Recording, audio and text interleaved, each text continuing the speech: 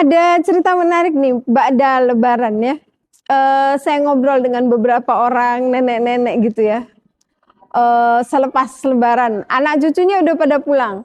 Alhamdulillah Bu Sufi, saya bisa ke masjid lagi, anak cucu saya udah pulang gitu. Rasanya badan ini kayak remuk katanya gitu, capek banget gitu, tiap hari masak, nyuapin cucu dan seterusnya dan seterusnya. Ini menarik buat saya, curhatan para nenek ba'da lebaran. Jadi mereka bilang, pengen sih emang nyenengin anak cucu, masakin masakan kesukaan mereka, tapi ternyata badan kita udah nggak kuat katanya gitu. Please akang, teteh, mbak, kalau kita pulang ke rumah orang tua kita yang sudah sepuh, jangan tuntut mereka untuk menyiapkan makanan-makanan dulu yang dibikin oleh ibu kita ketika mereka masih sehat.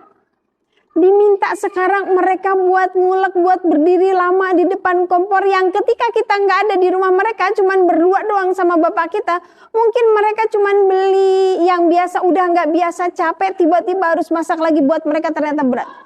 Sampai ada yang mengatakan, saya tuh sampai berbisik, Bu Sufi, ini anak-anak kapan pulang sih, gue udah capek. Terus saya bercandain, kata saya, tapi kan dikasih angpau kan Nek, kata saya gitu kan. Iya, mereka pikir angpau itu bisa buat bakal kita beli emas, beli baju baru. Kata, kagak, kita balik-balikin lagi tuh buat THR cucunya. Kita bayar listrik yuk, katanya yang AC-nya 24 jam gak berhenti-berhenti, tagihan tokennya jadi naik, katanya gitu. Boro-boro buat kita yang ada mah impas malah kurang, Bu Sufi. Oh salam.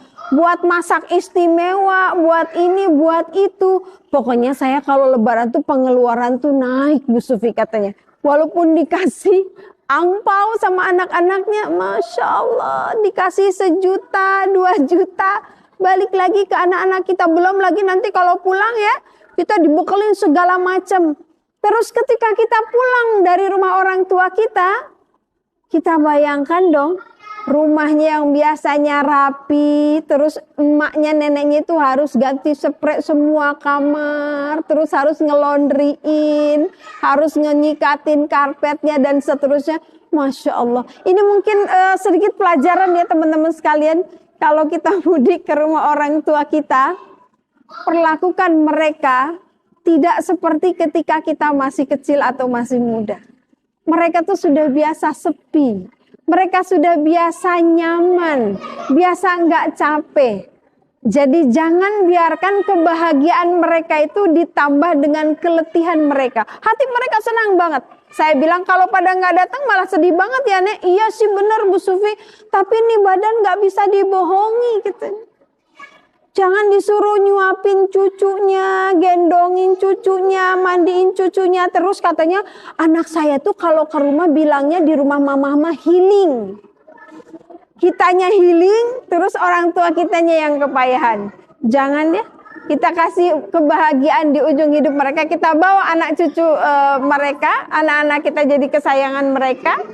Tapi jangan biarkan fisik mereka yang sudah renta itu untuk kecapean. Sekapur sirih tentang mudik lebaran.